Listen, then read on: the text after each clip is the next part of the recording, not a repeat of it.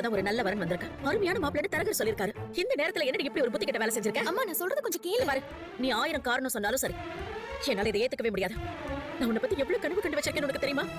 உனக்கும் மாப்பிளைக்கும் சண்டை எல்லாம் முடிஞ்சு உங்களுக்கு ஒரு குழந்தை பிறக்கும். அதை நான் தூக்கணும், அதை நான் ஆசையா பாட்டின்னு கூப்பிடும். அது கூட நான் ஓடி விளையாடணும், அது கேட்டதெல்லாம் செஞ்சு கொடுக்கணும்னு என்னெல்லாம் ஆசைப்பட்டேன் தெரியுமா? அது எல்லாத்துலயும் மண்ணள்ளி போட்டுட்டல. அம்மா இப்ப எதுக்கு நீ தேவையில்லாததெல்லாம் பேசிட்டு இருக்க? ஆமாண்டி, இப்ப நான் எது பேசினாலும் உனக்கு அது தேவையில்லாத மாதிரி தான் தெரியும். நீதான் என்ன ஒரு மனுஷியாவே பாக்குறது இல்லையே, அப்புறம் எப்படி ஏன் கஷ்டம் உனக்கு தெரியும்? அம்மா நான் ஏமா உன்னை அப்படி நினைக்க போறேன்? ஆமா ஆமா, எல்லாம் வெறும் வாய் வார்த்தை தான். ஏடி இவ்வளவு பெரிய முடிவு எடுக்கும் போது என்கிட்ட ஒரு வார்த்தை கேட்கணும்னு உனக்கு தோணுச்சா? ஐயோ உன்னை கேட்க கூடாதுன்னு நினைக்கல. அன்னைக்கு இருந்த சூழ்நிலை அப்படி. நீ உன் இஷ்டத்துக்கு முடிவு எடுத்துட்டு சூழ்நிலைய காரணம் சொல்றியா? நீ பண்ணது தப்பு. என்ன வேற என்னமா பண்ண சொல்ற? அழகி பாவமா, அவளுக்கு நீ யார் இருக்கா? அதுக்காக இப்படி பைத்தியக்காரத்தனமா முடிவு எடுப்பியா? உனக்கு கொஞ்சமாவது அறிவு இருக்கா? நீ என்ன நினைச்சிட்டு இருக்க? நீ பண்றதெல்லாம் கரெக்ட் தான்.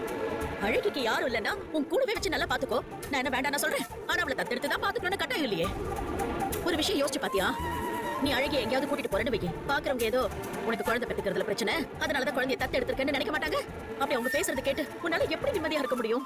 மத்தவங்க என்ன நினைப்பாங்கன்னு யோசிச்சு முடிவெல்லாம் எடுக்க முடியாதுமா. என்ன பொறுத்த வரைக்கும் என் மனசுக்கு எது சரின்னு தோணுதோ அதை நான் பண்ணுவேன். இந்த விஷயத்திலயும் அப்படிதான். ஓ, அழகிக்காக யோசிச்சு அழகிக்காக மட்டும் தான் இந்த முடிவு எடுத்தீங்களா? இல்ல நீங்க வாக்குப்பட்டு போயிருக்கீங்களே, அவங்க எல்லாரையும் சந்தோஷமா பாத்துக்கணுங்கிறதுக்காக இந்த முடிவு எடுத்திருக்கீங்களா? இல்ல. அப்புறம் எதுக்காக இப்படி ஒரு அவசரமான முடிவு எடுத்த? விஜய்க்காக. என்னது? விஜய்க்காகவா? விஜய், விஜய் இங்க பாருங்க.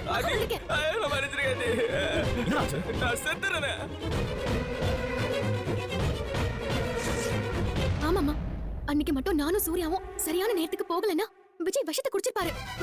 எல்லாரும் அவர் மனசு கஷ்டத்துலதான் குடிக்க ஆரம்பிச்சிட்டாருன்னு நினைச்சிட்டு இருக்காங்க. ஆனா விஜய் குடிக்க போனதே சாகிறதுக்கு தைரியம் வரணும்னு தான். அன்னைக்கு நாங்க போனதுனால அப்படி எதுவும் நடக்கல. ஒருவேளை விஜய் மறுபடியும் அப்படி முயற்சி பண்ணி யாருக்கும் தெரியாம ஏதாவது நடந்துச்சுன்னா என்ன ஆகுறது சொல்லு?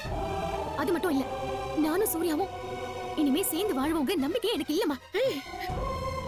ஆமாமா, என்னதான் நாங்க ஒருத்தர் புரிஞ்சுக்கிட்டு சேரணும்னு நினைச்சாலும் விதி வசத்தால அது நடக்கவே மாட்டேங்குது.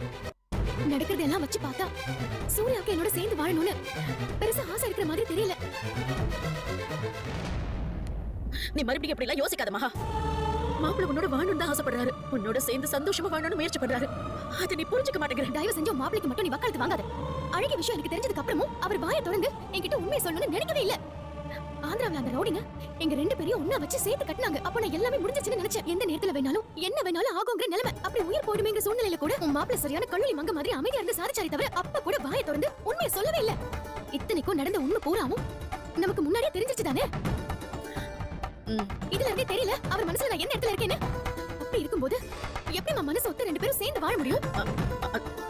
அதெல்லாம் சரிமா மகா, இது உனக்கும் மாப்பிளைக்கும் இருக்கிற விஷயம். இதுல எப்ப வேணாலும் என்ன வேணாலும் மாறலாம். ஆனா அழகிக்கு அம்மாவா இருக்கிற வயசு உனக்கு இல்ல, உனக்கு மகளா இருக்கிற வயசும் அழகிக்கு இல்ல. உனக்கு இதுதான் பிரச்சனை. இதனால யாராவது ஏதாவது கேட்பாங்கன்னு தயக்கம் இருந்தா சொல்லிடுமா. நான் வேணா பிரபாவோட கல்யாணத்துக்கு வராம இருந்துட்டு. என்ன நீ இப்படி எல்லாம் பேசுற? நான் அப்படி எல்லாம் நினைப்பேனா? எனக்கு மத்தவங்களை விட நீதான் மகா முக்கியம்.